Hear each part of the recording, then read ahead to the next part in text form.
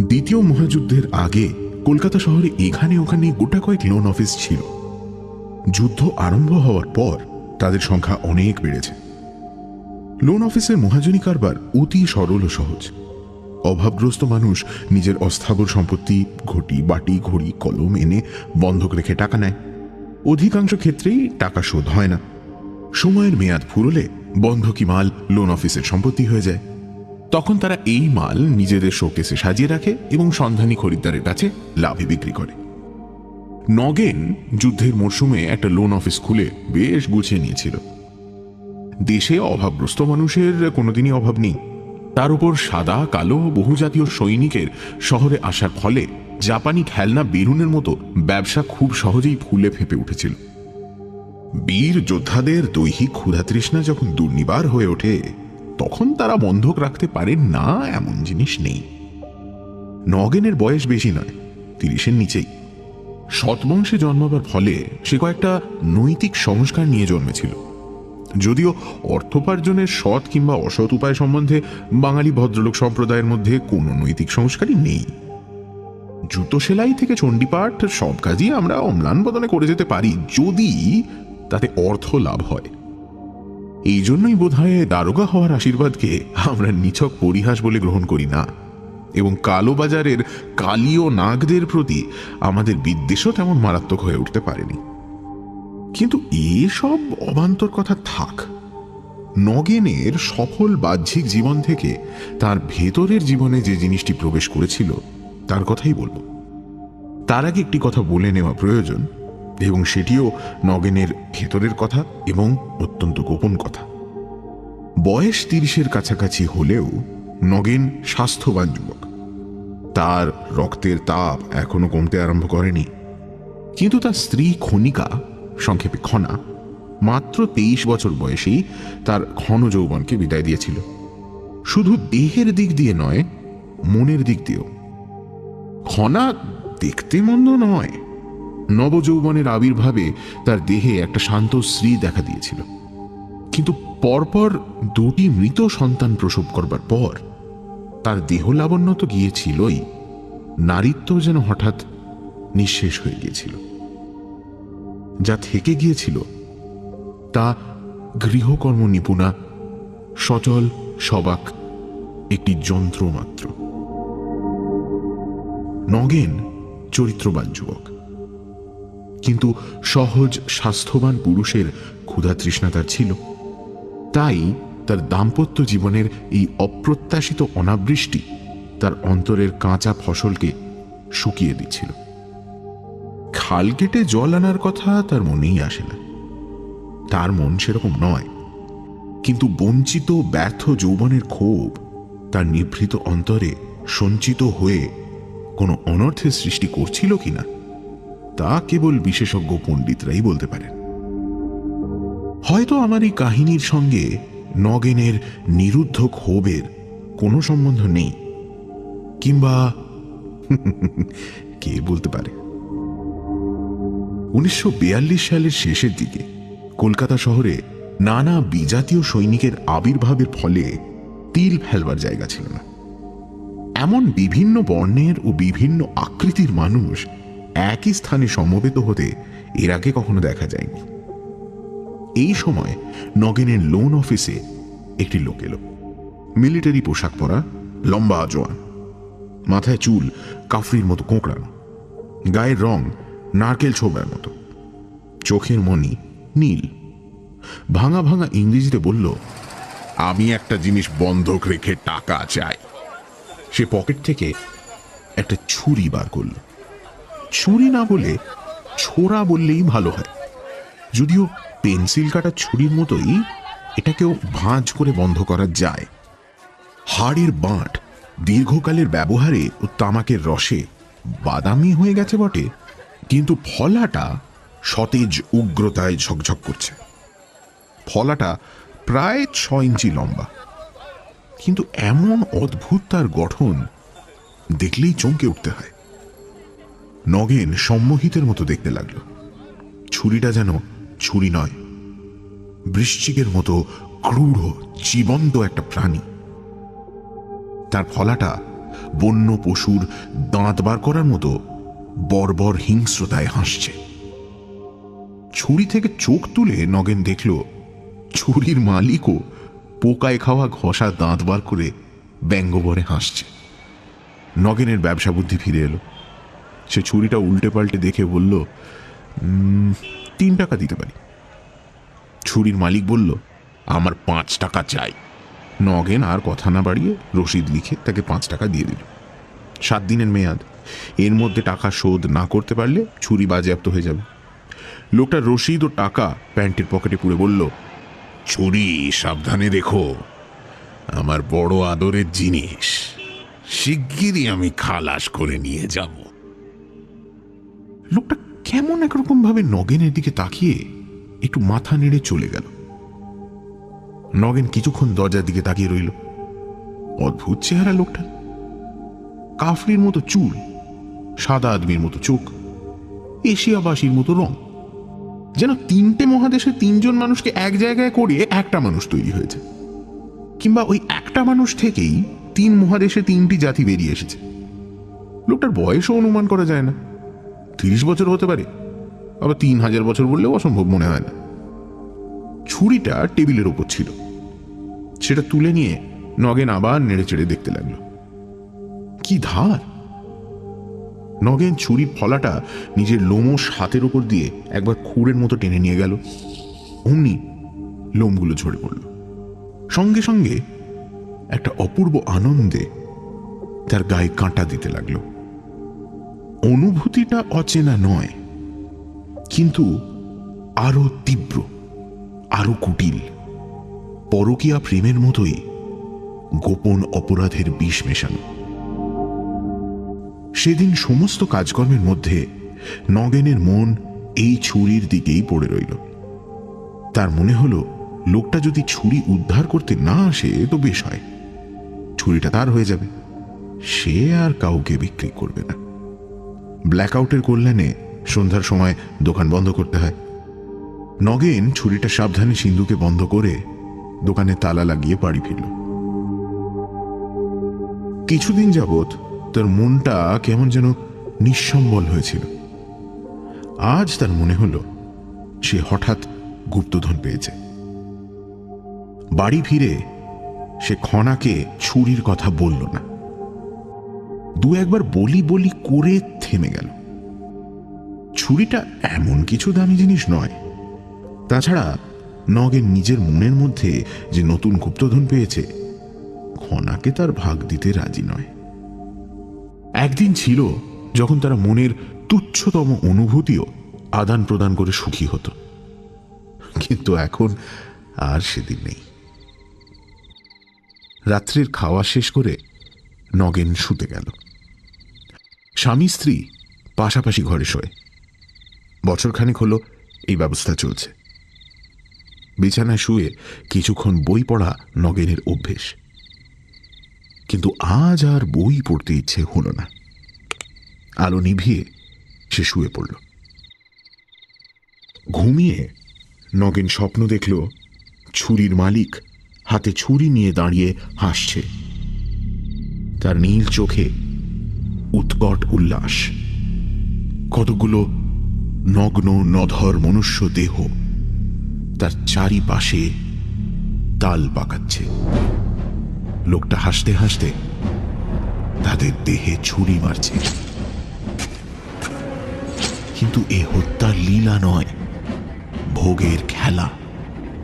কি সহজে ছুরি ওই নগ্ন জীবন্ত মাংসের মধ্যে আমূল প্রবেশ করছে আর রক্তাক্ত মুখে বেরিয়ে আসছে। দেখতে দেখতে নগেনের শরীর উদ্দীপনায় আনচান করতে লাগলো।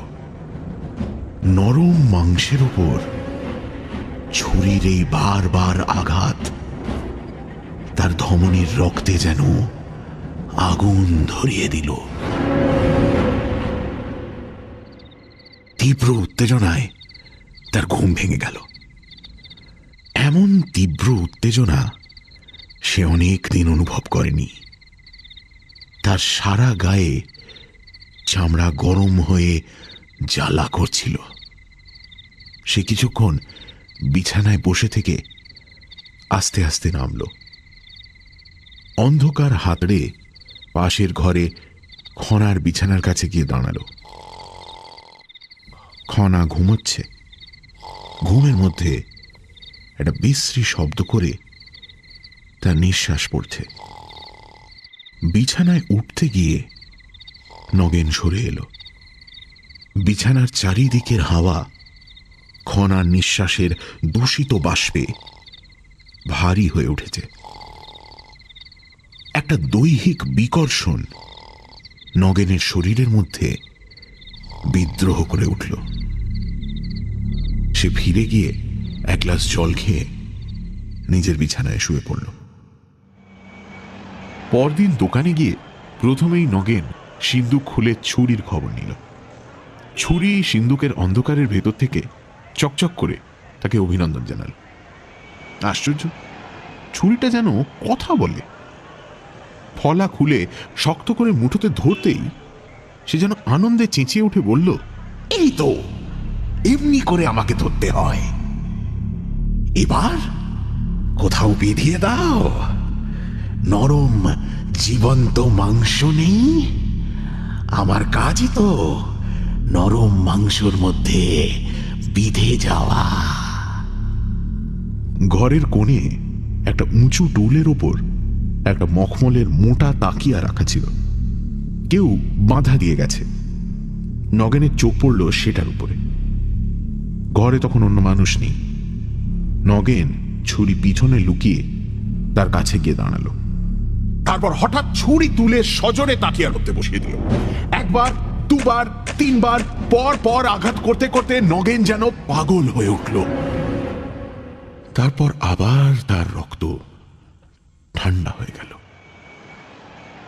অবসাদে মুঠো আলগা হয়ে পড়ল। না, এ যেন দুধের স্বাদ ঘোলে মেটাবার চেষ্টা। মখমলে তাকিয়া নরম বটে, কিন্তু রক্ত মাংসের স্বাদ তাতে নেই। ছুরিটা সস্নেহে সিন্ধুকে রেখে দিয়ে নগেন সমস্ত দিন লোন অফিসের কাজকর্ম করল। কিন্তু তার মন এক মুহূর্তের জন্য নিরুদ্বেগ হল না। প্রত্যেকটা নতুন খদ্দের তার দরজা দিয়ে প্রবেশ করার সঙ্গে সঙ্গে তার বুকের ভেতরটা চমকে ওঠে। এই বুঝি সেই লোকটা ছুরি ফেরত নিতে এলো। লোকটা অবশ্য এলো না, কিন্তু মাত্র 5 টাকায় ছুরি বাঁধা রাখার জন্য তার অনুতাপ হতে লাগলো। 10 টাকা কিংবা 15 টাকা দিলেই ভালো হতো, তাহলে লোকটা সহজে ছুরি উদ্ধার করতে পারত না। সন্ধে হতে না হতেই নগেন তাড়াতাড়ি দোকান বন্ধ করে ফেলল। কি জানি লোকটা যদি এসে পড়ে। তার উপর ছুরিটা দোকানে রেখে বাড়ি ফিরতেও তার ইচ্ছে করল না। দোকানে রাত্রে কেউ থাকে না, যদি চোর ঢোকে। দিনকাল ভালো নয়। নগেন ছুরিটা পকেটে পুরে নিল। শীতের সন্ধ্যায় আকাশে মেঘ জমে একেবারে অন্ধকার হয়ে গিয়েছিল। গুড়ি গুড়ি বৃষ্টি পড়ছিল।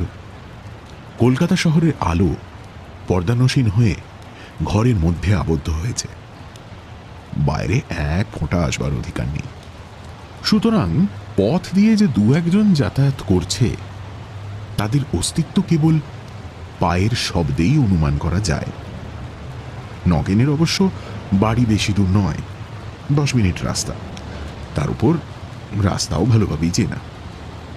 তবু নগেন সাবধানে হাঁটতে লাগল। 3-4 মিনিট হাঁটবার পর তার মনে হলো কে যেন তার পিছু নিয়েছে। পেছনে খস খস শব্দ হচ্ছে। সে সতর্ক হয়ে ঘাড় ফেরালো, কিন্তু অন্ধকারে কিছু দেখতে পেল না। পকেটে ছুরিটা শক্ত করে ধরে সে আরো দ্রুত পা চালাল। পথঘাট নিরাপদ নয়।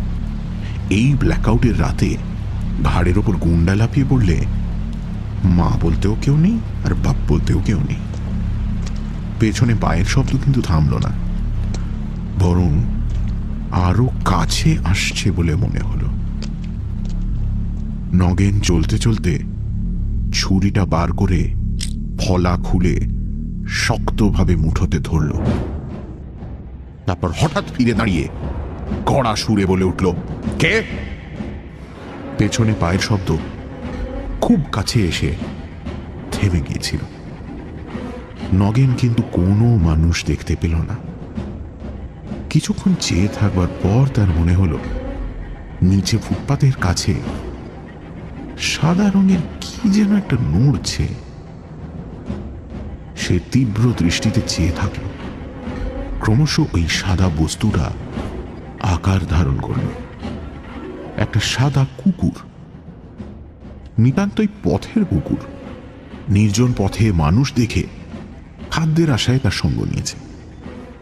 নগেনের ঘন ঘন নিঃশ্বাস পড়তে আরম্ভ করেছিল। কুকুর বুঝতে পেরে তার ভয় কমল। শক্ত মুঠোতে ধরা ছুরিটা সে মুড়ে আবার পকেটে রাখবার উপক্রম করল। কুকুরটা অস্পষ্টভাবে কুই কুই শব্দ করছে। ফুটপাথের ওপর পেট রেখে ভয়ে ভয়ে একটু একটু ল্যাজ নাড়ছে। নগেনের চোখ দুটো হঠাৎ অন্ধকারে জ্বলে উঠল।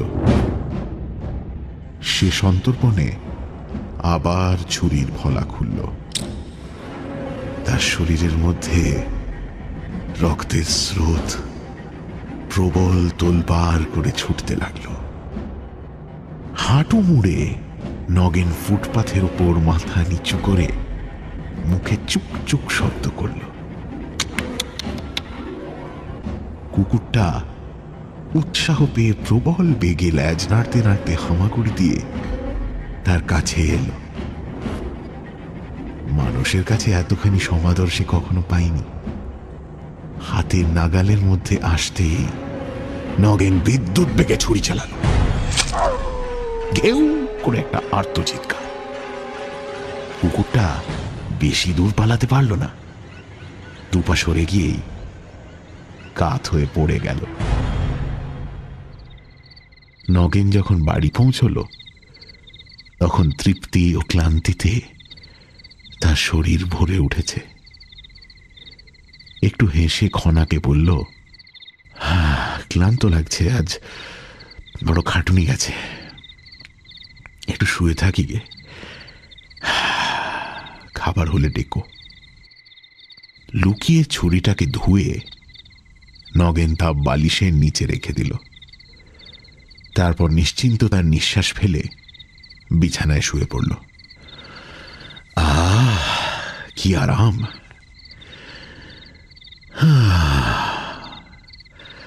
তার দেহ মনে কোথাও এতটুকু অতৃপ্তি নেই। পরের দিনটা একরকম নেশার ঝুঁকে কেটে গেল। সকালে লোন অফিসে যাবার পথে সে দেখল কুকুরটা ফুটপাথে মরে পড়ে আছে।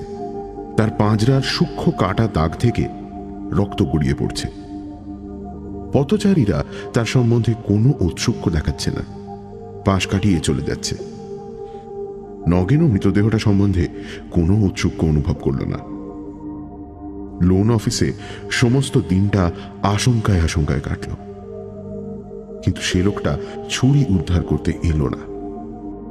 ছুরিটা আজ আর নগেন সিন্ধুকে রাখিনি, নিজের কোটের বুক পকেটে রেখেছে। বুকের কাছে তার স্পর্শটাও যেন পরম তৃপ্তিকর। সন্ধ্যার সময় দোকান বন্ধ করে সে বাড়ি ফিরল। আজ আর পথে কোনো ব্যাপার ঘটল না। বাড়ি এসে যথাসময় খাওয়া দাওয়া শেষ করে সে শুয়ে পড়ল। এই কদিনে খনার সঙ্গে তার সম্বন্ধ যেন আরো শিথিল হয়ে গেছে। নেহাত প্রয়োজন না হলে কথা বলতে ইচ্ছেও হয় না। খনার মনও তার সম্বন্ধে এতই নিরুৎসুক যে স্বামীর জীবনে যে প্রকাণ্ড এক নতুন বস্তুর আবির্ভাব হয়েছে তা সে অনুভবেও জানতে পারেনি। গভীর রাত্রে নগেনের ঘুম ভেঙে গেল। সে অনুভব করল ছুরিটা বালিশের তলা থেকে কথা বলছে। ছি ছি, এমন রাত্রিটা ঘুমিয়ে কাটালে? ভোগের শুভক্ষণ জীবনে কবার আসে? আমি আর কতদিন থাকবো তোমার কাছে? কালই হয়তো আমার মালিক এসে আমাকে নিয়ে যাবে। ওঠো ওঠো, এখনো সময় আছে। অন্ধকার নিরালা শহরে কত ছোট ছোট শিকার ঘুরে বেড়াচ্ছে, কত লোক ফুটপাথে শুয়ে আছে। নগেন বিছানায় উঠে বসল। ছুরিটা বালিশের তলা থেকে বার করতেই তার সর্বাঙ্গ দিয়ে তীব্র উত্তেজনার একটা শিহরণ বয়ে গেল। সে শয্যা থেকে নেমে কোট পরে গায়ে একটা র্যাপার জড়িয়ে নিল। বাইরে যেতে হলে খনার ঘর দিয়ে যেতে হবে, আলাদা কোনো দরজা নেই। নগেন নিঃশব্দ পায়ে খনার ঘর গিয়ে দেখল খনা লেপ গায়ে দিয়ে ঘুমোচ্ছে, তার মুখ দরজার দিকে। নিঃশ্বাস চেপে নগেন দরজার দিকে গেল, কিন্তু হুড়কো খুলতে গিয়ে খুট করে একটু শব্দ হয়ে গেল। চমকে জেগে উঠে খনা বলল, কে? ঘরের কোণে তেলের বাতি তখনও নিভে যায়নি। খনা ঘাড় তুলে নগেনকে দেখে বলল, ও তুমি? বলে আবার চোখ বুঝল। নগেনের বুকের ভেতরটা ধকধক করে উঠেছিল, কিন্তু খনা যখন কিছু সন্দেহ না করে নিশ্চিন্তভাবে চোখ বুঝল, তখন নগেন বেশ শব্দ করেই বাইরে গেল। বাইরের খোলা বারান্দায় দাঁড়িয়ে সে ক্ষণিক চিন্তা করল, আর যাওয়া চলবে না। খনা জেগে উঠেছে, তার বুকের মধ্যে অতৃপ্ত কামনা গুমড়ে গুমড়ে গর্জন করতে লাগল। ছুরিটা যেন তার বদ্ধ মুঠোর মধ্যে ফোঁস ফোঁস করে নিঃশ্বাস ফেলতে লাগল। নগেন ফিরে গিয়ে সশব্দে দরজা বন্ধ করে নিজের বিছানায় শুয়ে পড়ল। পরদিনটা নগেনের অসহ্য মানসিক অস্থিরতার মধ্যে কাটল। কিছুই ভালো লাগে না, কোনো কাজেই মন নেই, দিন যেন কাটে না।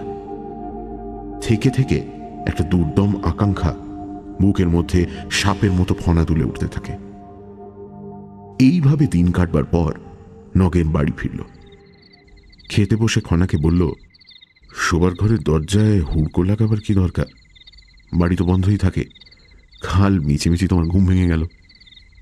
খনা সরল মনে বলল, বেশ, আজ থেকে দরজা ভেজেই রাখবো। রাত্রি ঠিক 12টার সময় নগেন বেড়ালের মতো নিঃশব্দ পায়ে বাড়ি থেকে বের হল। আজ আর খনা জাগল না। বাইরে তখন নিশ্ছিদ্র অন্ধকারের কম্বল মুড়ি দিয়ে কলকাতা শহর ঘুমোচ্ছে।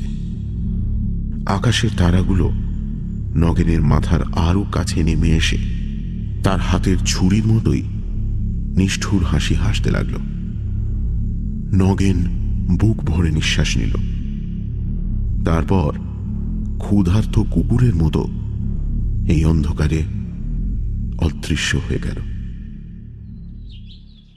পরদিন সকালবেলা খবরের কাগজ পড়তে পড়তে নগেন দেখল স্টপ প্রেসে ছাপা হয়েছে, গত রাত্রে কলকাতার অমুক গলিতে এক ব্যক্তির মৃতদেহ পাওয়া গেছে।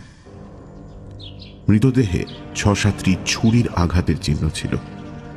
হত্যার কারণ বা হত্যাকারীর কোনো সন্ধান পাওয়া যায়নি। খবরটা পড়েও নগেনের মনের ভেতরটা প্রশান্ত নিস্তরঙ্গই রয়ে গেল। একটুও চাঞ্চল্য সেখানে দেখা দিল না। কেবল একটি বিষয়ে তার মন সতর্ক হয়ে রইল, কেউ যেন জানতে না পারে। সে রাত্রিটা গভীর স্বপ্নহীন নিদ্রায় কাটল। বাঘ মুষ মেরে আকণ্ঠ খাওয়ার পর যেমন ঘুমোয়, তেমনি আলস্য ভারাক্রান্ত জড়তা ভরা ঘুম নগেন ঘুমল। কিন্তু পরদিন আবার তার খিদে জেগে উঠল। দুপুর রাত্রে আবার সে বের হল। আবার খবরের কাগজে বের হল, রাস্তায় ছুরিকাহত একটি মৃতদেহ পাওয়া গেছে। কিন্তু এই নিয়ে বিশেষ হইচই হল না। সারা পৃথিবী জুড়ে হত্যার যে মত্ত তাণ্ডব চলছে, তাতেই সামান্য একটি মানুষের মৃত্যু কাউকে উত্তেজিত করতে পারল না। এইভাবে 7 দিনের মেয়াদ ফুরল। প্রায় রোজই একটি করে বলি পড়ল। 7ম দিনে দোকানে যেতে যেতে নগেন মনে মনে মতলব করল, আজ যদি লোকটা ছুরি উদ্ধার করতে আসে, সে বলবে ছুরি হারিয়ে গেছে, তোমার যত ইচ্ছে দাম নাও, ছুরি সে কিছুতেই ফেরত দেবে না। কিন্তু লোকটা এলো না। সন্ধে 5টা পর্যন্ত দেখে নগেন তাড়াতাড়ি দোকান বন্ধ করে ফেলল। তারপর ছুরি পকেটে নিয়ে বেরিয়ে গেল। তার যেন আনন্দ আর ধরছে না। ছুরি এখন তার, আর ফেরত দিতে হবে না। সে অনেকক্ষণ রাস্তায় রাস্তায় ঘুরে বেড়াল। তারপর অন্ধকার হতে বাড়ি ফিরল। নিজের শোয়ার ঘরের নির্জনতায় নগেন ছুরিটা খুলে পরম স্নেহে নাড়িয়ে চাড়িয়ে দেখল। কি সুন্দর জিনিস! এমন অপূর্ব বস্তু পৃথিবীতে আর আছে কি? ছুরিটাকে সে নিজের বুকে, গলায়, গালে ঠেকাল। তার দেহ আনন্দে রোমাঞ্চিত হয়ে উঠল। তারপর হঠাৎ ঘরের বাইরে খনার সাড়া পেয়ে সে তাড়াতাড়ি ছুরিটা বালিশের তলায় লুকিয়ে ফেলল। সে রাত্রে ঠিক 12টার সময় তার ঘুম ভাঙল। ছুরি যেন খোঁচা দিয়ে ঘুম ভাঙিয়ে দিল। নগেন সম্পূর্ণ সজাগ হয়ে উঠে বসল। ভেতর থেকে তাগিদ এসেছে, আজও বাইরে যেতে হবে। আজ ছুরিটা প্রথম তার নিজস্ব হয়েছে। আজকের রাত্রি বৃথা না যায়। খনার ঘর দিয়ে যাওয়ার সময় খনার বিছানার দিকে তার দৃষ্টি পড়ল। দরজার দিকে যেতে যেতে সে থেমে গেল। অল্প আলোয় ঘরের বিছানাটা অস্পষ্টভাবে দেখা যাচ্ছে। চুম্বক যেমন লোহাকে আকর্ষণ করে,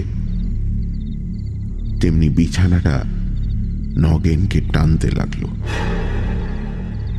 নগেন সতর্কভাবে বিছানার পাশে এসে দাঁড়াল। খনাকে দেখা যাচ্ছে, তার গায়ের লেপ সরে গেছে। ঘুমের মধ্যে তার দেহটা বিকলাঙ্গের মতো অদ্ভুত আকার ধারণ করেছে। খোলা মুখ দিয়ে সশব্দে নিঃশ্বাস প্রশ্বাস বইছে। বিরাগ ও ঘৃণায় নগেনের মুখ বিকৃত হয়ে উঠল। এই বিভৎস বিকলাঙ্গ মূর্তিটা তার স্ত্রী। একে নিয়ে সে জীবন কাটাচ্ছে। ছুরিটা ফিস ফিস করে তার কানে বলতে লাগলো, বাইরে যাওয়ার দরকার কি? একেই শেষ করে দাও। এই তো সুযোগ। দ্বিধা করছো? ছি ছি, সারা জীবন ধরে এই মরা ঘাড়ে করে বেড়াবে? নাও নাও, আমি তো রয়েছি। বসিয়ে দাও ওর বুকে। জীবনের রং বদলে যাবে তোমার। আবার বিয়ে করতে পারবে, নতুন বউ। শুনতে শুনতে নগেন পাগল হয়ে গেল। তারপরের কয়েক মিনিটের কথা তার মনে নেই। যখন মাথাটা পরিষ্কার হলো, তখন সে দেখল বিছানার উপর হাঁটু গেড়ে বসে সে খনার বুকের উপর ছুরি বসাচ্ছে। খনা একটুও নড়েনি। যেমন শুয়েছিল তেমনি মরেছে। সম্পূর্ণ জ্ঞান ফিরে আসার পর নগেন সভয়ে একবার ঘরের চারিদিকে তাকালো। তারপর খাট থেকে নেমে দাঁড়ালো। পাগল হয়ে এ কি করলো সে? নিজের ঘরে খুন করলো। এখন লাশ সরাবে কি করে? পাড়ায় জানাজানি হবে, পুলিশ আসবে। পুলিশ নিশ্চয়ই বাড়ি খানা তল্লাশ করবে। তখন তো ছুরিটা বেরোবে। মেঝে বসে পড়ে দু হাঁটুর মধ্যে মাথা গুঁজে নগেন ভাবতে লাগলো। ছুরিটা রক্তমাখা ঠোঁটে তার কানে কানে কথা বলতে লাগলো। 5 মিনিট পরে নগেন তড়াক করে উঠে দাঁড়ালো। আছে, উপায় আছে। সে খনার হাত থেকে সোনার চুড়িগুলো খুলে দিল, গলা থেকে হার টেনে ছিঁড়ে পকেটে পুরল, তারপর নিঃশব্দে বাড়ি থেকে বেরিয়ে গেল। ছুরি ও গয়নাগুলো সে লোন অফিসে লুকিয়ে রেখে আসবে। তারপর অবয়বহীন ছায়ার মতো সে পথ দিয়ে ছুটে চলল। 10 মিনিটের পথ 5 মিনিটে অতিক্রম করে দোকানের রাস্তায় পড়ল। দোকানের বন্ধ দরজায় ঠেস দিয়ে কে একজন বসে আছে। খুব কাছে না আসা পর্যন্ত নগেন তাকে দেখতে পেল না। দেখে চমকে উঠল। লোকটার মুখের কাছে অঙ্গারের মতো চুরুটের আগুন জ্বলছে। নগেনকে দেখে সে উঠে দাঁড়ালো, মুখের কাছে মুখ এনে বলল, আ। নগেন চিনল ছুরির মালিক। সে জড়বৎ দাঁড়িয়ে রইল, তার মাথা আর কাজ করছে না। এই অভাবনীয় পরিস্থিতির ফলে যেন অসাড় হয়ে গেছে। লোকটা বলল, সন্ধ্যে থেকে এখানে বসে আছি, এত তাড়াতাড়ি দোকান বন্ধ করেছিলে কেন? আমার ছুরি দাও। লোকটা হাত পাতল। পকেটের মধ্যে ছুরি ও গয়নাগুলো একসঙ্গে ছিল। নগেন যন্ত্রচালিতর মতো সবকিছু বার করে তার হাতে দিল। লোকটার মুখে চুরুটের আগুন একটু উজ্জ্বল হলো। সে সামনে ঝুঁকে পড়ে সেই আলোতে হাতের জিনিসগুলো পরীক্ষা করল। তার নীল চোখ দুটো ও মুখের খানিকটা দেখা গেল। একটা অমানসিক উল্লাস তার মুখে ফুটে উঠল। গলার মধ্যে চাপা হাসির খসখস শব্দ, যেন সে সব জানে, সব বুঝেছে। তারপর হঠাৎ সে পিছু ফিরে চলতে আরম্ভ করল। অন্ধকারে তার বুটের খটখট শব্দ দূরে মিলিয়ে গেল। নগেনের মনে হল তার দেহ মনের সমস্ত শক্তি ফুরিয়ে গেছে। দুর্বহ অবসাদ ও ক্লান্তি তাকে চেপে মাটিতে মিলিয়ে দেওয়ার চেষ্টা করছে।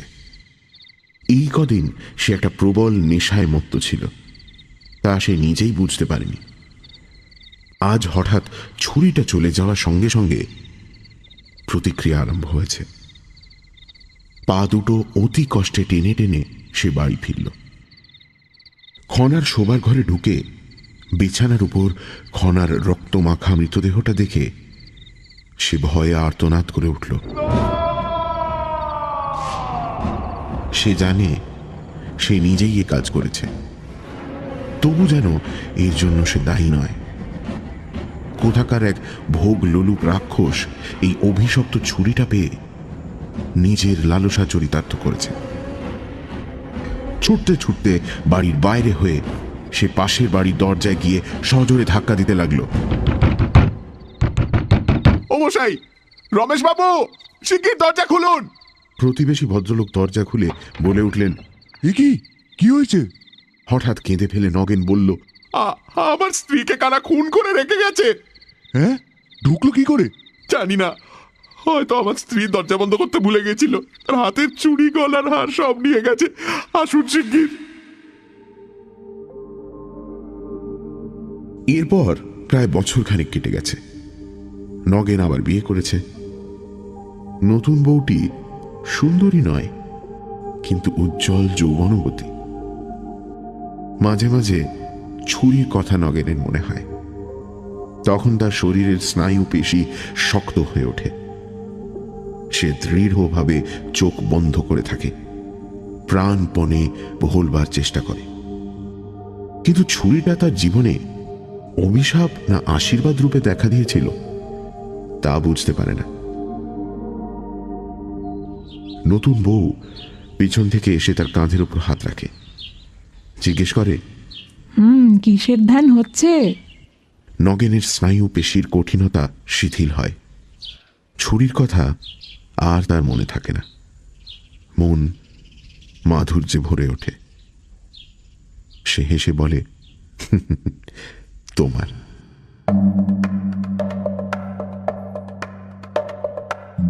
শুনছিলেন ছুরি, রচনা